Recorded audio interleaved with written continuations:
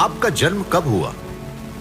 बड़ा आसान सा सवाल लगता है। आप कहेंगे उस साल के उस महीने की उस तारीख को, मगर दुनिया भर में समय की गिनती अलग अलग वक्त से की जाती है। इसलिए सऊदी अरेबिया में 15वीं सदी चल रही है तो इजराइल में 58वीं। हम 24 अलग अलग टाइम जोन में रहते हैं। हम समय को एक खास स्टार्टिंग पॉइंट से मापते हैं, उस पॉइंट से जिसे हमने चुना है। लेकिन अगर हम ये जानना चाहते हैं कि समय क्या है, तो सबसे पहले यह पता लगाना पड़ेगा कि खगोलीय घड़ी ने कब चलना शुरू किया था। क्या समय की शुरुआत भी तभी हुई थी जब ब्रह्मांड की शुरुआत हुई थी, या समय की शुरुआत किसी और तरीके से हुई थी? मैंने एक बार साइकिल की रेस की थी। मैं अपनी तेज स्पीड से अपने दोस्तों को इंप्रेस करना चाहता था, इसलिए मैंने अपना पूरा जोर लगा दिया। मुकाबला कांटे का था और रेस खत्म हुई तो मुझे लगा कि वो टाई हो गई है। मगर मेरे एक साथी ने कहा कि मेरी अपोनेंट की जीत हुई है, जबकि दूसरे ने कहा कि मैं जीता हूं। ऐसे में किसने समय का सही अंदाजा लगाया था? एक तरह से तो हम सभी सही थे।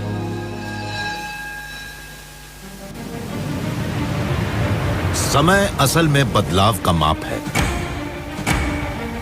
मगर हम कैसे जानते हैं कि कोई बदलाव हो रहा है?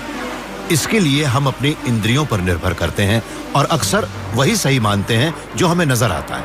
हम प्रकाश मतलब रोशनी पर निर्भर करते हैं। अंतरिक्ष के वैक्यूम में प्रकाश 2,99,338 किलोमीटर प्रति सेकंड की स्पीड से चलता है। इसे ब्रह्मांड का एब्सोल्यूट ट्रुथ माना जा चुका है। और जाना लेविन जैसी कॉस्मोलॉजिस्ट तो प्रकाश के साथ समय का एक बड़ा ही अनोखा रिश्ता जोड़ती है। ये बड़ी कमाल की बात है कि प्रकाश की स्पीड निश्चित है। वो ना तो कभी तेज होती है और ना ही धीमी। समय की इस रिलेटिविटी को समझने के लिए हमें प्रकाश को भी समझना होगा, और जब हम प्रकाश के असली स्वरूप को समझने लगेंगे तब हमारी सारी पुरानी सोचें बदल जाएंगी। अगर प्रकाश की स्पीड निश्चित है तो जाहिर है कि टाइम और स्पेस हमारे पॉइंट ऑफ व्यू के मुताबिक बदलते हैं और डिस्टॉर्ट होते हैं। आइंस्टाइन ने जब प्रकाश जैसी सीधी सादी चीज के बारे में सोचना शुरू किया था, तब उन्हें अच्छी तरह से इस बात का अंदाजा था कि अगर प्रकाश ब्रह्मांड में सबके लिए एक समान है, भले ही वो कितनी भी तेजी से चल रहे हों या वो ब्रह्मांड में कहीं भी हो, तो इसका मतलब तो यही है कि अलग अलग ऑब्जर्वर के लिए स्पेस और टाइम अलग अलग होंगे। मतलब ये हुआ कि समय बड़ा ही पर्सनल होता है। ये इस बात पर निर्भर करता है कि आप कहाँ हैं और कितनी तेजी से चल रहे हैं। और आप समय में जिस तरह से अपने मूवमेंट को देख रहे हैं, जरूरी नहीं है कि दूसरे भी उसी तरह से आपके मूवमेंट को देख रहे हों।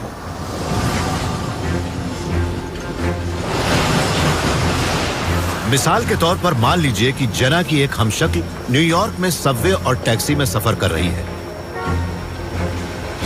अगर जना की हमशक्ल एक टैक्सी में बैठती है और टैक्सी बेहद तेज रफ्तार से चल रही हो, तो दोनों औरतों के लिए समय अलग अलग तरह से चलेगा। अगर वो मेरे सामने से तेजी से टैक्सी में निकलती है तो मुझे लगेगा कि उसका समय धीरे चल रहा है, मगर मेरी हमशक्ल के नजरिए में और वो सड़क जिसके ऊपर मैं खड़ी हूँ वो बहुत तेजी से उसकी विपरीत दिशा में जा रही होगी और उसे लगेगा कि उसका समय भी नॉर्मल है, मगर मेरा समय धीमे चल रहा है। ऐसा क्यों होता है, ये समझने के लिए हम मान लेते हैं कि जना ने एक डबल साइडेड लेजर चला दिया है, जिससे निकलने वाली बीमें उनके नीचे सड़क से और सिर के ऊपर बालकनी से टकरा रही हैं। वो बीमें एक लाइट क्लॉक बनाएंगी। लेजर बीम की हर पल्स घड़ी की एक टिक होगी। जना को दिखेगा कि प्रकाश सीधे ऊपर और नीचे जा रहा है, मगर टैक्सी में बैठी उनकी हमशक्ल को वो बिल्कुल अलग नजर आएगा। टैक्सी के अंदर बैठी हमशक्ल को लगेगा कि प्रकाश डायगोनल जा रहा है और उसकी वजह से वो यही सोचेगी कि मेरी घड़ी की एक टिक में काफी वक्त लग रहा है, इसलिए मेरा समय धीमे चल रहा है। अगर जना की हमशक्ल टैक्सी में एक लेजर चलाती हैं, तो उसे दिखेगा कि उसकी बीम सीधे टैक्सी की छत और फर्श से टकरा रही है, उसके ऊपर और नीचे। मगर सड़क पर खड़ी जना को लगेगा कि बीमें डायगोनल जा रही हैं। चूंकि बीम को ज्यादा दूरी तय करनी पड़ रही है, इसलिए उसकी टिक ज्यादा धीमी होगी। मैं अगर सड़क पर खड़ी होकर उसे देखूंगी तो मुझे लगेगा कि टैक्सी में प्रकाश दूर तक डायगोनल जा रहा है, इसलिए मुझे लगेगा कि उसकी घड़ी बहुत धीरे चल रही है। मेरे नजरिए से उसकी घड़ी काफी धीमी होगी। स्पीड जितनी तेज होगी ये इफेक्ट भी उतना ही तेज होगा। अगर टैक्सी प्रकाश की स्पीड पर पहुंच जाती है, ब्रह्मांड की स्पीड लिमिट पर, तो उसके बाहर की दुनिया स्थिर सी नजर आएगी। अगर वो टैक्सी मेरे सामने से प्रकाश की स्पीड पर गुजरती है तो उसमें बैठी मेरी हमशक्ल को लगेगा कि मेरी घड़ी चल ही नहीं रही, मेरा समय थम सा गया है, वो जम गया है। इनमें से कौन सा ऑब्जर्वर सही है? जेना जो स्थिर खड़ी है या वो जेना जो टैक्सी में जा रही है? समय के मामले में मेरी और मेरी हमशक्ल की राय अलग होगी और हम दोनों ही सही भी होंगे। समय है ही रिलेटिव। रिलेटिविटी का मतलब है कि एक यूनिवर्सल टाइम है ही नहीं, मगर हो सकता है कि एक वक्त ऐसा भी हो जब समय के बारे में हर पर्सपेक्टिव एक ही रहा हो, उस वक्त जब सब कुछ एक ही जगह पर था, बिग बैंग के वक्त।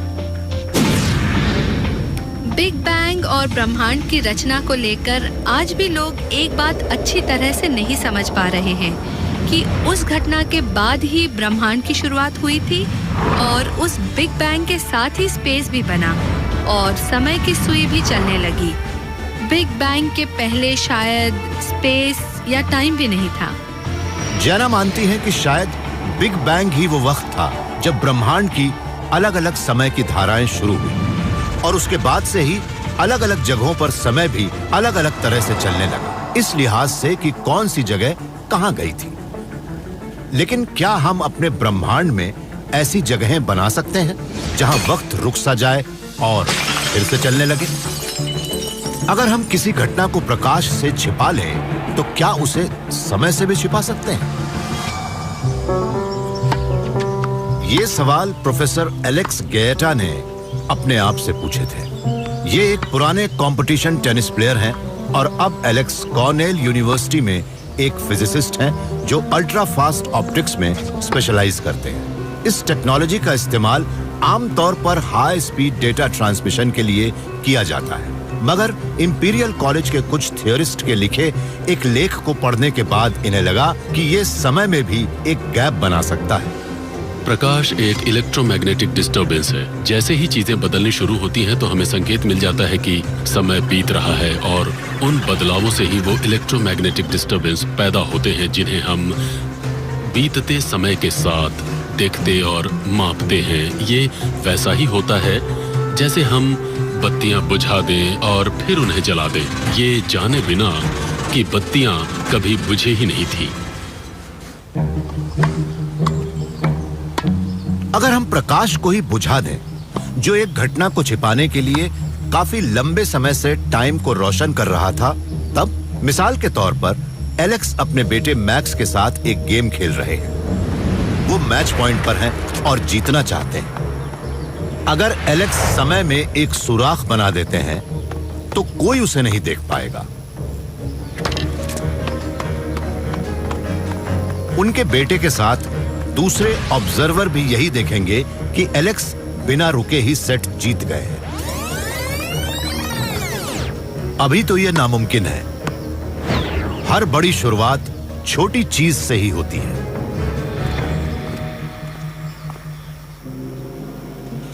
ये एलेक्स के एक्सपेरिमेंट स्प्लिट टाइम लेंस का सबसे अहम तत्व है। ये प्रकाश के सिग्नलों को टाइम पर उसी तरह से फोकस करता है जैसे कांच का लेंस प्रकाश को स्पेस में फोकस करता है। वैक्यूम में प्रकाश की स्पीड एक समान रहती है, मगर जब प्रकाश किसी चीज से होकर गुजरता है या प्रकाश किसी और बीम से टकराता है, तब उसकी स्पीड बदलती है। एलेक्स का स्प्लिट टाइम लेंस इन दोनों ट्रिक का इस्तेमाल करता है। एलेक्स एक लेजर को प्रकाश की बीम पर डालते हैं, जिससे उसकी स्पीड बहुत थोड़ी सी कम हो जाती है। फिर वो बीम एक ग्लास फाइबर से गुजरती है और दो हिस्सों में बंट जाती है और दोनों हिस्सों की वेवलेंथ अलग होती है। कम वेवलेंथ वाली बीम ज्यादा वेवलेंथ वाली बीम से आगे निकल जाती है और बीच में जो गैप बचता है उसमें घना अंधेरा छाया रहता है। उस गैप के अंदर किसी भी चीज को देखा नहीं जा सकता क्योंकि वहां प्रकाश ही नहीं होता। फिर वो प्रकाश एक और टाइम लेंस में जाता है जो दोनों बीमों को फिर से जोड़ देता है और हमें कोई बदलाव भी नजर नहीं आता। इस डिवाइस की मदद से एलेक्स ने ऐसे ऐसे गैप बनाए हैं जो 1 सेकंड के 100 करोड़ में भाग जितनी देर तक बने रहते हैं। सुनने में तो ये ज्यादा नहीं लगता, पर हाई स्पीड इंफॉर्मेशन ट्रांसफर की दुनिया में ये काफी है। मान लीजिए कि आपके पास एक डेटा स्ट्रीम है और आप उसे छेड़े बिना उस डेटा स्ट्रीम में और ज्यादा इंफॉर्मेशन डालना चाहते हैं और फिर उसे निकालना भी चाहते हैं, तो आप ऐसा ये गैप बनाकर कर सकते हैं। आप एक गैप बनाइए, उससे समय की धारा भी डिस्टर्ब नहीं होगी, उसमें डेटा डालिए और ट्रांसमिट कर दीजिए। बाद में आप वो डेटा निकाल भी सकते हैं और फिर उस डेटा स्ट्रीम को दोबारा जोड़ दीजिए। वो जानकारी बीतते समय में भी नजर नहीं आएगी। आज एक ऐसा लाइट गैप बनाने के लिए जो 1 सेकंड तक टिका रहे, हमें करीब 2,99,338 किलोमीटर लंबी मशीन चाहिए। इसलिए एलेक्स को यह टेनिस मैच जीतने में बहुत परेशानी होगी। मगर अब बहुत तेजी से टेक्नोलॉजी का विकास हो रहा है।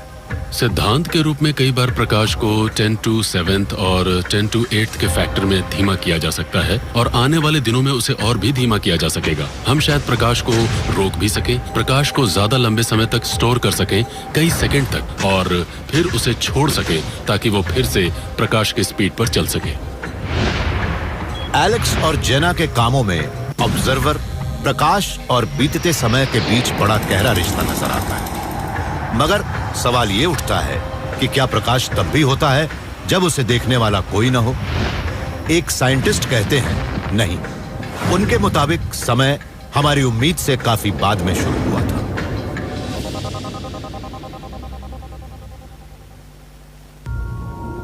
आपके साथ भी ऐसा हुआ ही होगा कि अंधेरे कमरे में आपकी नींद खुली और आपको समय का अंदाजा ही नहीं मिला।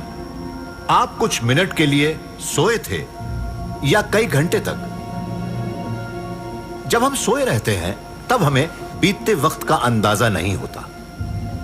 शायद ब्रह्मांड भी कुछ इसी तरह से समय को महसूस करता है। बिग बैंग के साथ ही हमारे ब्रह्मांड का जन्म हुआ था, लेकिन अगर उसी वक्त उसकी आंख नहीं खुली हो तो क्या कोई ऐसा वक्त भी था जब ब्रह्मांड में कोई टाइम ही नहीं था?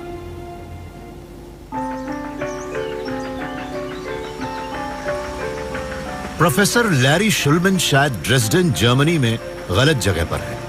इनका होम बेस तो न्यूयॉर्क की क्लार्कसन यूनिवर्सिटी है, जहां अक्सर बर्फ की मोटी परत जम जाती है। शायद इसी को देखते हुए लैरी का कहना है कि शुरुआती ब्रह्मांड में समय था ही नहीं। लैरी ने उन सिस्टमों के व्यवहार की जांच की जिनमें बहुत बड़ी संख्या में पार्टिकल होते हैं, जैसे कि इस झरने का पानी या ब्रह्मांड। स्टैटिस्टिकल मैकेनिक्स से हम समय और प्रकाश के रिश्ते के बारे में भी जान सकते हैं। प्रकाश किसी घटना की जानकारी को यहां से वहां ले जाता है। उसके सहारे ही हम अंदाजा लगा पाते हैं कि अभी क्या हो रहा है। मगर चूंकि प्रकाश की एक स्पीड लिमिट होती है, इसीलिए हम जो भी देखते हैं वो असल में पहले ही हो चुका होता है। मिसाल के तौर पर हम ये देख सकते हैं कि सूरज की रोशनी को पृथ्वी तक पहुंचने में करीब 8 मिनट लगते हैं, क्योंकि वो पृथ्वी से करीब 15 करोड़ किलोमीटर दूर है। और हम जानते हैं कि प्रकाश की स्पीड करीब 2,99,338 किलोमीटर प्रति सेकंड है, इसलिए उसे उतना ही समय लगेगा। ऐसे में अगर सूरज में विस्फोट होता है तो हमें उसका पता विस्फोट के 8 मिनट बाद ही लग पाएगा। ब्रह्मांड के दूर दराज के हिस्सों से आने वाला प्रकाश पृथ्वी की ओर 1,380 करोड़ साल से बढ़ रहा है, तभी से जब बिग बैंग के साथ ब्रह्मांड का जन्म हुआ था। शुरुआती ब्रह्मांड सिर्फ चार्ज्ड पार्टिकल्स का एक फील्ड भर था, प्लाज्मा का एक बेहद गर्म और घना बादल। फोटॉन यानी प्रकाश के पार्टिकल उस घने बादल में ज्यादा दूर तक नहीं जा सकते थे। फिर ब्रह्मांड की जिंदगी में 3,80,000 साल बाद अचानक ही एक बदलाव आया जिसे रिकॉम्बिनेशन कहते हैं। उस वक्त एटम बनने शुरू हुए। रिकॉम्बिनेशन के पहले अगर एक इलेक्ट्रॉन और एक प्रोटॉन आपस में टेम्परेरीली जुड़ भी जाते थे तो अचानक उनके बीच एक फोटॉन आ जाता और उन्हें अलग कर देता था। रिकॉम्बिनेशन वो प्रोसेस है जिसमें पहले प्लाज्मा के अंदर इधर उधर और एक दूसरे से दूर दूर घूमने वाले इलेक्ट्रॉन और प्रोटॉन आपस में एक दूसरे से जुड़ जाते हैं। यह भी आइस हॉकी जैसा ही है, और हम मान लेते हैं कि हॉकी पक एक फोटॉन है। ये एल्बा नदी है जो कभी कभी पूरी तरह से जम जाती है। मान लीजिए कि मैं इसके जमने के बाद इसके ऊपर हॉकी खेलने जाता हूँ और अपने हॉकी पक से मैं बड़ी आसानी से इसे किनारे की ओर मार देता हूँ। मगर बिग बैंग के बाद हमारा ब्रह्मांड बाधाओं से भरा हुआ था। अब मान लीजिए कि मेरे चारों ओर गोलकीपर खड़े हैं और वो गोल नहीं रोक रहे, बल्कि सिर्फ ये कोशिश कर रहे हैं कि मेरा हॉकी पक उनके पार न जाए। वो सारे गोलकीपर मेरे चारों ओर खड़े हैं और मैं जैसे ही हिट करता हूँ वो पक को रोक लेते हैं। मेरा पक उन्हें पार नहीं कर पाता है। लैरी के मुताबिक यही है शुरुआती ब्रह्मांड। फोटॉन पक इलेक्ट्रॉन और प्रोटॉन गोलीज को पार नहीं कर पाते, इसीलिए प्रकाश भी नहीं रहता है। यहाँ एक बात ये भी है कि ये गोलकीपर थोड़े अलग हैं और ये एक लड़का और एक लड़की के क्रम में खड़े हैं, मगर ये चेहरे पर लगे मास्क की वजह से पहले ये बात नहीं जानते थे। लेकिन कुछ देर बाद जब एक गोलकीपर ने अपने चेहरे से मास्क हटाया तब उसके पास खड़ा लड़का बोल पड़ा और तब पक उनके बीच से निकल गया। इस तरह जब एक बार फोटॉन का आसानी से किसी जगह से निकल जाने का सिलसिला शुरू हो गया तो दुनिया ही बदल गई। शुरुआती ब्रह्मांड में फोटॉन आसानी से नहीं घूम पाते थे और तब बदलाव को मापने का भी कोई जरिया नहीं था। लैरी का कहना है कि इसका मतलब है कि उस वक्त टाइम था ही नहीं।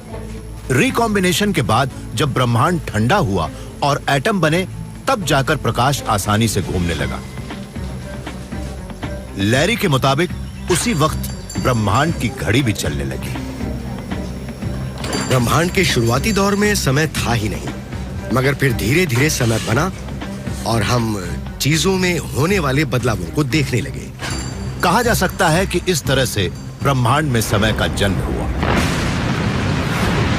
लेकिन क्या ब्रह्मांड के खत्म होने पर समय भी उसके साथ ही खत्म हो जाएगा? ये फिजिसिस्ट मानते हैं कि समय पूरी तरह से फंडामेंटल है, वो हमेशा से है। हाँ, स्पेस आता जाता रहता है। समय हमेशा आगे बढ़ता है, कभी पीछे नहीं जाता। फिजिसिस्ट कहते हैं कि इसकी वजह यह है कि एनर्जी हमेशा बिखरती रहती है। अगर हम समय को काफी पीछे ले जाएं, तो हम देखेंगे कि ब्रह्मांड की सारी एनर्जी साथ जमा हो रही है। बिग बैंग के वक्त हर चीज एक ही बिंदु पर फोकस थी। हम समय को इससे ज्यादा पीछे नहीं ले जा सकते, या ले जा सकते हैं? कैलिफोर्निया इंस्टीट्यूट ऑफ टेक्नोलॉजी के फिजिसिस्ट शॉन कैरोल ने अपने करियर में ज्यादातर वक्त समय का अंदाजा लगाने में ही बिताया। हालांकि समय कब शुरू हुआ ये एक रहस्य है, पर शॉन मानते हैं कि एक बात तो तय है, हमारे ब्रह्मांड में समय की एक दिशा है, एक तीर जो हर चीज से गुजरता है। समय ब्रह्मांड में आने वाले बदलाव का पैमाना है। अगर दुनिया में कोई बदलाव ही ना हो तो हम ये जान भी नहीं पाएंगे कि वक्त बीत रहा है। तब तो हर चीज हर वक्त एक जैसी ही नजर आएगी, कोई घड़ी नहीं होगी। तब समय का भी कोई मतलब नहीं होगा। जब तक कुछ बदल रहा है, वो भले ही कितना भी छोटा क्यों ना हो, उसका मतलब है कि समय चल रहा है और हमारा ब्रह्मांड भी लगातार बदल रहा है। जब हमारा ब्रह्मांड बिल्कुल शुरुआती दौर में था, तब बहुत बड़ी मात्रा में एनर्जी एक ही जगह पर जमा थी। उसके बाद बिग बैंग हुआ और फिर हर बीतते सेकंड के साथ एनर्जी भी दूर तक फैलती चली गई। एनर्जी के उस फैलाव को एंट्रोपी कहते हैं। शॉन मानते हैं कि समय आगे की ओर बढ़ता है, एक तीर की तरह, और वो लो एंट्रोपी से हाई एंट्रोपी की ओर जाता है। मगर समय के तीर को आखिर क्या चीज चलाती है? अब उलझाने वाली बात यह है कि एंट्रोपी लगातार बढ़ती जाती है, मगर जब बिग बैंग हुआ था उस वक्त एंट्रोपी बहुत ही कम थी। फिर वो ऐसी कैसे बन गई, वो आखिर कहां से आई? हम फिजिक्स में जो कुछ जानते हैं उसके मुताबिक एंट्रोपी में हर चीज बढ़ती है, लेकिन अगर हम बिग बैंग के वक्त पर जाएं तो वहां लोअर एंट्रोपी भी नहीं थी जिससे वो बन सकती थी। शॉन मानते हैं कि इसकी वजह यह है कि हमारा ब्रह्मांड एक दूसरे ब्रह्मांड का बच्चा है। मगर वो ब्रह्मांड कैसा था? शायद इसके जैसा। मान लीजिए कि एक ब्रह्मांड इक्विलिब्रियम के अंदर है, वहां एंट्रोपी भी बहुत ज्यादा है, मगर वो खाली हो जाता है और वहीं स्थिर पड़ा रहता है जैसे इस टैंक में रखा पानी। इसमें कोई हलचल नहीं है। अब ये सोचिए कि इस ब्रह्मांड में जहां सारी एनर्जी खत्म हो चुकी है, वहां अचानक ही एनर्जी से भरी एक छोटी सी जगह बाहर आती है, ऐसी एरिएटेड टैबलेट की तरह। इस सोडे से एक छोटी, डेंस और लो एंट्रोपी शुरू होती है, ठीक उसी तरह से जैसे बिग बैंग के वक्त हमारे ब्रह्मांड में हुआ था। मगर उसके बाद ब्रह्मांड फैलता गया, ठंडा हुआ और उसमें तारामंडल बने। समय का तीर भी अतीत से भविष्य की ओर चल पड़ा। उसी तरह से सोडे में भी झाग बनता है और ये हायर एंट्रोपी बन जाता है और फिर अपने आसपास के पानी में मिलने लगता है और आखिर में हमारे ब्रह्मांड की तरह ये भी इक्विलिब्रियम में समा जाता है और फिर उस स्थिति में पहुंच जाता है जहां इसमें और बदलाव नहीं होते, उस स्थिति में जहां समय का तीर नहीं होता। मगर एक मुर्दा ब्रह्मांड जिसमें जीवन ही ना हो, तारे या सॉलिड मैटर ना हो, वो किसी और ब्रह्मांड को कैसे जन्म दे सकता है? क्वांटम फिजिक्स के मुताबिक बिल्कुल खाली जगह पर भी एनर्जी का थोड़ा बहुत फ्लक्चुएशन तो होता ही है। मतलब ये कि कभी कभी जहां कुछ नहीं होता, वहां से भी कुछ निकल आता है। आप एक रेडियो एक्टिव एलिमेंट के एटॉमिक न्यूक्लियस को ही ले लीजिए। वो अपनी जगह पर स्थिर पड़ा रहता है, उसे देखने पर हमें उसमें कोई बदलाव नजर नहीं आता, मगर इस बात की संभावना हमेशा बनी रहती है कि वो डीके करेगा, उससे एक नया पार्टिकल निकलेगा। मेरा ये मतलब है कि स्पेस टाइम भी उस न्यूक्लियस की तरह रेडियो एक्टिव हो सकता है, लेकिन उससे एक नया पार्टिकल नहीं निकलता, बल्कि एक पूरा ब्रह्मांड ही निकलता है। हो सकता है कि लगातार नए नए ब्रह्मांड पैदा हो रहे हों। एक बहुत पुराने ब्रह्मांड में जहां समय भी बिखर चुका है, उसमें होने वाले एक रैंडम क्वांटम फ्लक्चुएशन से एक नए ब्रह्मांड का जन्म हो सकता है।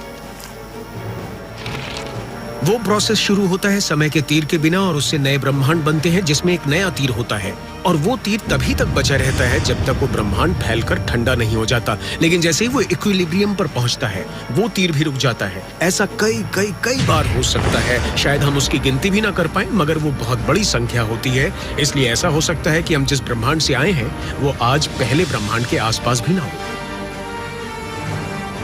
हमारा बिग बैंग हो सकता है कि शुरुआत ना हो। हमारे ब्रह्मांड के समय के शायद पूर्वज भी हों और उस ब्रह्मांड के खत्म होने के बाद शायद कुछ वारिस भी बच गए हों।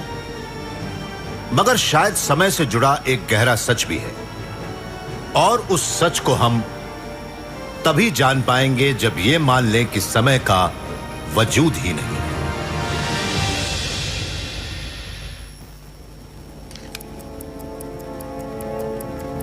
हम समय के बिना क्या करेंगे? अगर हमारे पास मिनट, दिन और साल ना हो तो हम अपनी जिंदगी में होने वाली घटनाओं का हिसाब कैसे रखेंगे?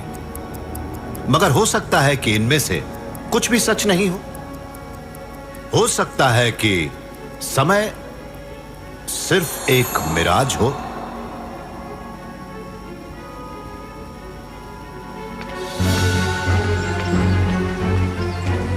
ये सोच है थियोरेटिकल फिजिसिस्ट कार्लो रोवेली की। अपने देश इटली में कार्लो की जिंदगी मुश्किलों से भरी थी। अपने छात्र जीवन में ये लगातार बढ़ रहे फैसिस्ट मूवमेंट के खिलाफ लड़ रहे थे। 1970 के दशक में मैं जवान था और मन में सपना था दुनिया को बदलने का। हम नाकाम रहे, हम दुनिया को नहीं बदल पाए और तब मैं साइंस की ओर मुड़ गया क्योंकि मुझे लगा कि ये भी दुनिया को बदलने का एक अच्छा जरिया है और मैं शायद इसमें कामयाब हो जाऊं। कार्लो अभी दक्षिणी फ्रांस के एक think tank Centre de Physique Theorique de Luminy के प्रमुख हैं।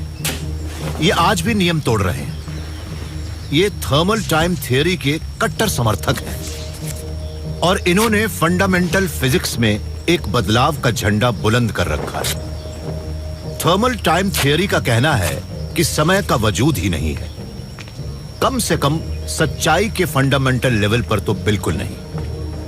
फंडामेंटल लेवल पर समय के नहीं होने की बात ज्यादा कॉम्प्लिकेटेड भी नहीं है। मैं आपको एक मिसाल देता हूँ। मान लीजिए कि आप ये कहते हैं कि एक खास समय पर कुछ हो रहा है, जैसे कि ये हिल रहा है। इससे हमारा क्या मतलब है? हम ये कहना चाहते हैं कि समय के अनुसार यहाँ कुछ हो रहा है, मगर समय क्या है? समय है हमारे हाथ की स्थिति। इसलिए हम यहाँ जो देख रहे हैं, अभी जो कर रहे हैं, उसकी तुलना हम घड़ी की सुइयों के मूवमेंट से करते हैं।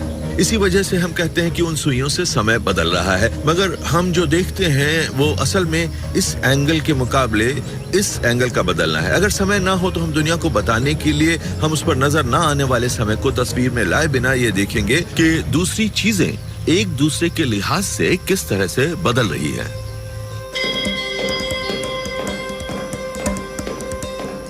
आइजक न्यूटन ने समय के एक वेरिएबल टी की बात की थी, ये बताने के लिए कि चीजें कैसे मूव करती हैं। मगर क्वांटम फिजिक्स न्यूटन के उस क्लासिकल सिस्टम के मुकाबले समय को अलग तरह से ट्रीट करता है।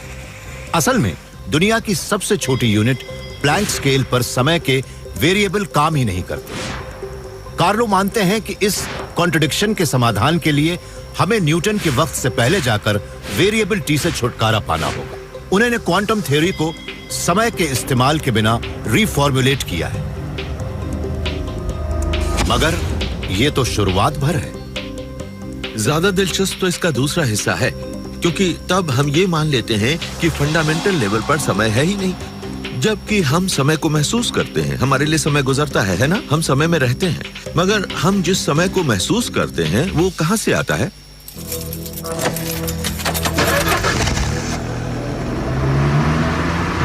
कार्लो के मुताबिक इसका जवाब है गर्मी। जब हम मैटर को गर्म करते हैं तब कुछ ऐसा होता है जिसे रोका नहीं जा सकता। हम उन घटनाओं को रोक नहीं सकते और तब समय में चीजें बदलने लगती हैं। मतलब ये कि जब भी समय में ऐसा कुछ होता है जिसे बदला नहीं जा सकता, तब उसकी वजह होती है गर्मी। और मैं तो यही मानता हूं कि गर्मी समय से नहीं निकलती, बल्कि समय निकलता है गर्मी से। हम जानते हैं कि गर्मी थर्मोडायनेमिक्स है और थर्मोडायनेमिक्स स्टैटिस्टिक्स से जुड़ा है, मतलब समय भी स्टैटिस्टिक्स से जुड़ा हुआ है। हम कुदरत की बारीकियों के बारे में नहीं जानते, हम सिर्फ औसत को समझते हैं। हमारे पास सिर्फ स्टैटिस्टिकल जानकारी है। मान लीजिए कालो के पास एक अवन है। अवन के अंदर के सारे क्वांटम इंटरैक्शंस को मापने के लिए उन्हें करोड़ों माप लेने पड़ेंगे और कोई ऐसा नहीं कर सकता। इसीलिए वो कहते हैं कि अवन 450 डिग्री पर गर्म है। तापमान एक सिस्टम के अंदर अनगिनत पार्टिकल्स की कुल एनर्जी का औसत होता है। जब हम ये नहीं समझ पाते कि क्वांटम वर्ल्ड में क्या हो रहा है, तब हम यही करते हैं और कार्लो मानते हैं कि समय के साथ भी यही होता है। अगर हम दुनिया की सारी डिटेल्स देख लें तो हमें शायद एक बिना समय की दुनिया नजर आए और हम उसे नहीं देख पाते जिसे समय के तौर पर महसूस करते हैं। कार्लो मानते हैं कि समय असल में हमारी सीमित जानकारी का स्टेटमेंट है। ब्रह्मांड का फंडामेंटल लेवल तो टाइमलेस है, मगर सच्चाई के बड़े पैमाने पर जब मैटर और हीट के बीच इंटरैक्शन होता है तब हमें असर दिखने लगते हैं और उसे ही हम समय का जन्म कहते हैं। समय की शुरुआत तब हुई जब किसी सिस्टम ने सिर्फ अपने पड़ोसियों से ही नहीं बल्कि सिस्टमों के एक बड़े सेट से इंटरैक्ट करना शुरू किया। यानी समय का जन्म तब हुआ जब किसी सिस्टम को अपने आसपास के माहौल की पूरी जानकारी की बजाय थोड़ी जानकारी मिली। समय हमारी इग्नोरेंस के साथ शुरू हुआ और हमारी इग्नोरेंस के साथ ही बढ़ता गया। ब्रह्मांड के बारे में ये राय बड़ी ही अलग सी है, मगर कार्लो ने तो हमेशा से ही परंपरा तोड़ने की कोशिश की। लेकिन कार्लो क्या सही है?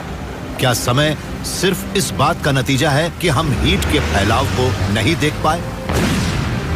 मगर इस महिला का कहना है कि एक और बात हो सकती है कि समय एक सच्चाई है, मगर वो एक सेकंड में शायद करोड़ों करोड़ बार पैदा होता है।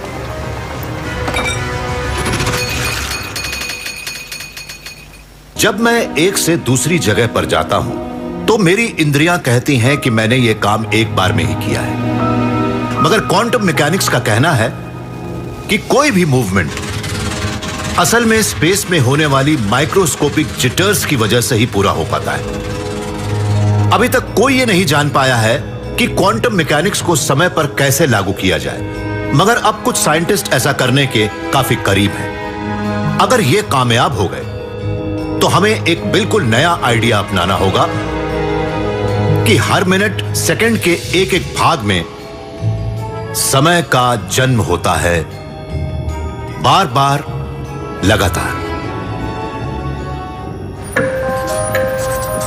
हम सभी की तरह फे डाउकर भी समय के फ्लो को महसूस करती हैं। जब ये छोटी थी तब एक यूनिवर्सिटी स्टूडेंट थी और आज लंदन के इंपीरियल कॉलेज में एक फिजिसिस्ट है। कोई भी अनुभव उतना फंडामेंटल नहीं होता जो कि हम समय में अनुभव करते हैं। हम गुजरते समय के बारे में जानते हैं।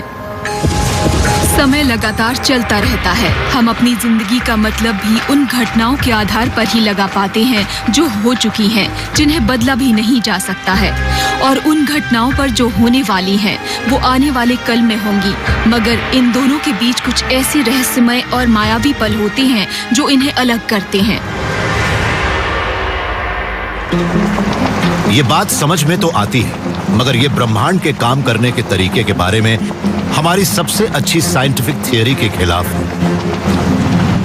थियरी ऑफ रिलेटिविटी कहती है कि स्पेस और टाइम एक दूसरे से मजबूती से जुड़े हुए हैं। जिस भी समय का वजूद है वो एक ब्लॉक के अंदर है, जिसे हम स्पेस टाइम कहते हैं। जब हम जन्म से मौत तक का सफर तय करते हैं, तब हम इस जमे हुए स्पेस टाइम लैंडस्केप में अपने ही निशानों की झलक देखते हैं। मगर फे मानती है कि हमारा ब्रह्मांड एक फ्रोजन ब्लॉक नहीं है। ये तो स्पेस और टाइम के क्वांटम ग्रेन्स का एक बढ़ता हुआ ढेर है। स्पेस टाइम वैसे तो हमें लगातार चलते रहने वाला लगता है, मगर ऐसा इसलिए है कि हम काफी बड़े हैं और हमें चीजों को बड़े पैमाने पर देखने की आदत है। अब अगर हम ये मान लें कि किसी चीज का एक सॉलिड क्यूब, जैसे कि एक शुगर क्यूब, स्पेस टाइम का भाग है, तो दूर से देखने पर तो ये सॉलिड ही नजर आएगा, एक चंक जैसा। लेकिन जब हम इसे ज्यादा करीब से देखते हैं, इसके फंडामेंटल स्ट्रक्चर पर नजर डालते हैं, तो पता लगता है कि ये तो ग्रेन से बना है। इसी तरह से स्पेस टाइम का ग्रैन्युलर मॉडल भी ऐसा है, और जब हम उसे बहुत छोटे पैमाने पर देखते हैं तो वो भी हमें ग्रेनी और पार्टिकुलेट नजर आता है, मगर बड़े पैमाने पर वो स्मूथ और कंटिन्यूअस दिखता है। हम उसकी ग्रैन्युलैरिटी को नहीं देख पाते। मगर स्पेस टाइम का ग्रेन आखिर कितना छोटा है? बहुत ही छोटा। 1 सेकंड के करीब 10 लाख करोड़ करोड़ करोड़ करोड़वें भाग जितना। फिजिसिस्ट मानते हैं कि ये किसी चीज को मापने की सबसे छोटी यूनिट है। वे मानती हैं कि स्पेस टाइम भी इन बहुत ही छोटे छोटे ग्रेन्स के ढेर से बना है, जिन्हें वो स्पेस टाइम एटम्स कहती हैं। इसमें 2 कॉन्सेप्ट साथ मिल जाते हैं। एक तो ये कि बहुत ही छोटे पैमाने पर स्पेस टाइम भी फंडामेंटली एटॉमिक, बिटी या ग्रैन्युलर होता है, और उसमें कैजुअलिटी भी होती है। तभी तो हम असर से पहले वजह देखते हैं। मिसाल के तौर पर, अगर मैं एक तेज आवाज सुनती हूँ तो मैं चौंक जाऊंगी और कॉफी का कप मेरे हाथ से गिर जाएगा। वजह थी वो तेज आवाज और असर था कॉफी के कप का गिरना।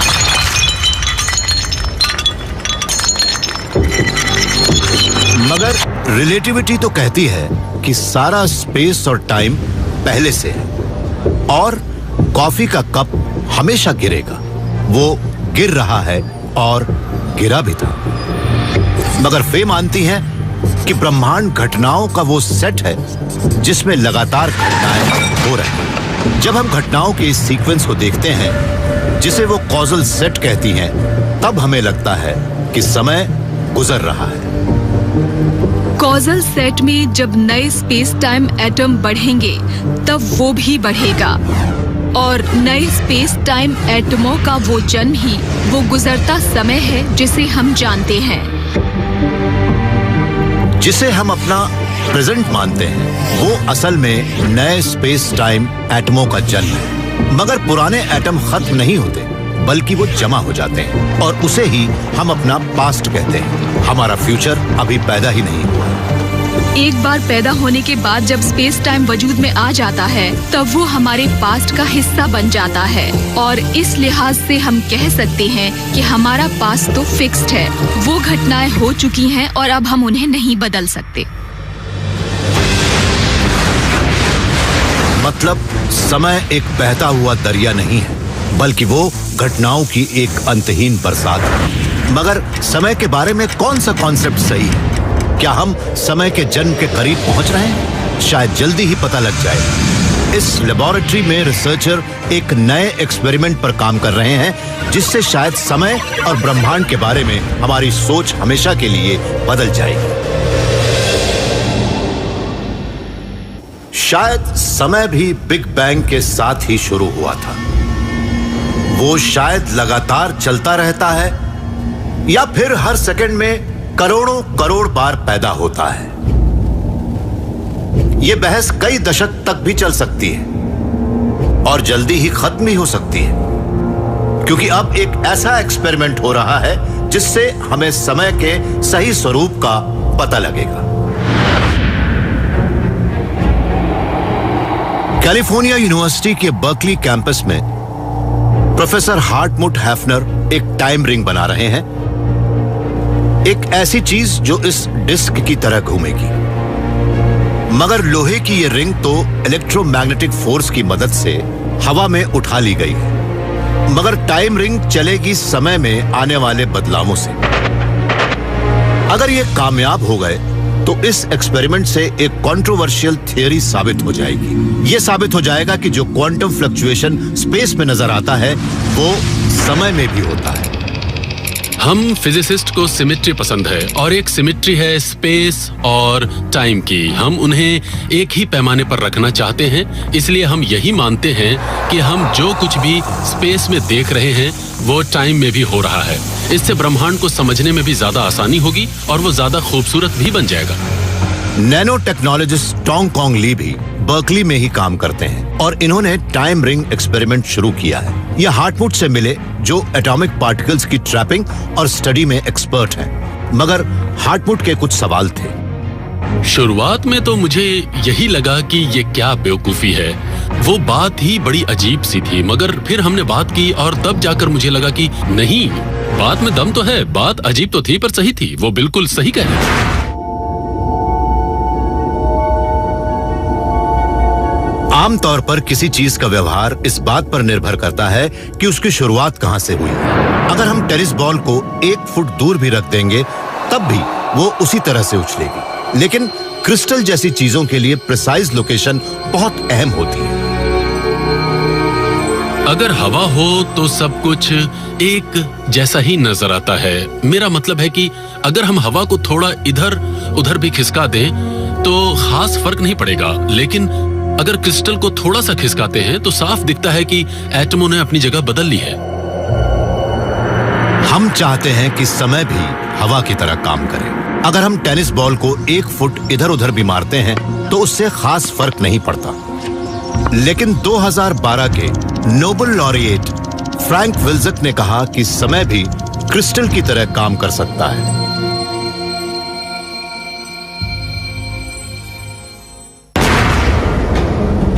इंसान के बाल जितने बड़े स्पेस में लगे इस इलेक्ट्रोड पर हार्टमुट और उनकी टीम एक बिल्कुल स्टैटिक लैंडस्केप बनाएंगे।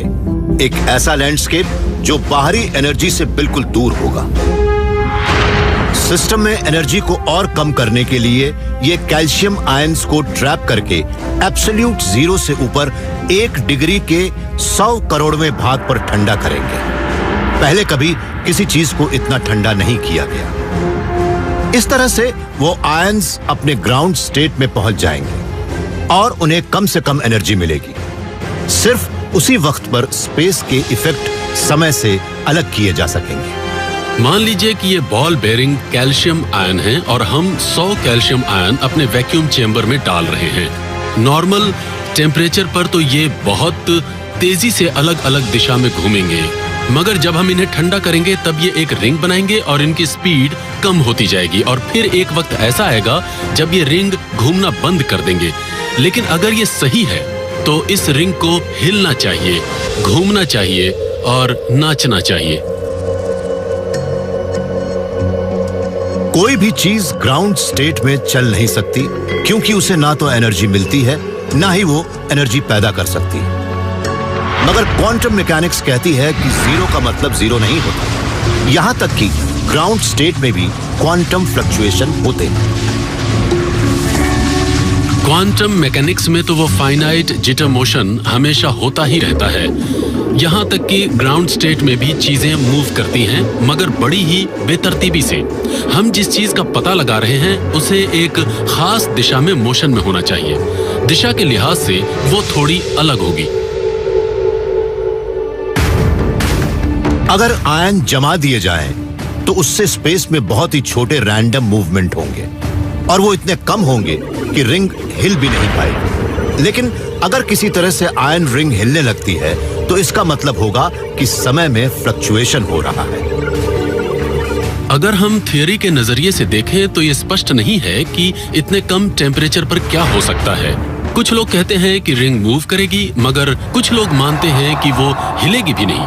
अगर टाइम रिंग काम करती है तो साफ होगा कि स्पेस और टाइम दोनों फ्लक्चुएट करते हैं। तब शायद फे डाउकर की ये बात भी सही साबित हो जाए कि स्पेस टाइम लगातार क्वांटम डिप्स में पैदा हो रहे हैं। कम से कम इतना तो पता लग ही जाएगा कि स्पेस और समय क्वांटम रील में एक दूसरे से बड़ी मजबूती से जुड़े हुए हैं।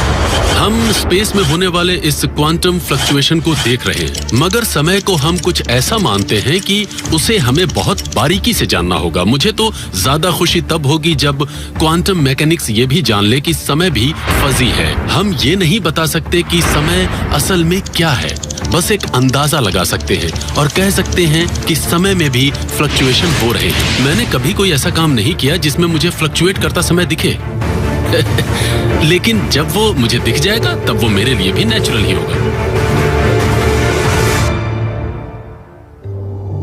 अगर हमें समय की शुरुआत का पता लग जाए तब हम शायद ब्रह्मांड की रचना से जुड़े सबसे अहम सवाल का जवाब भी पा लेंगे।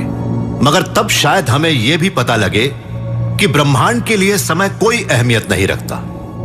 समय सिर्फ हमारे लिए अहम है क्योंकि यह हमें अपने अतीत की यादों और भविष्य के रहस्य से जोड़ देता है।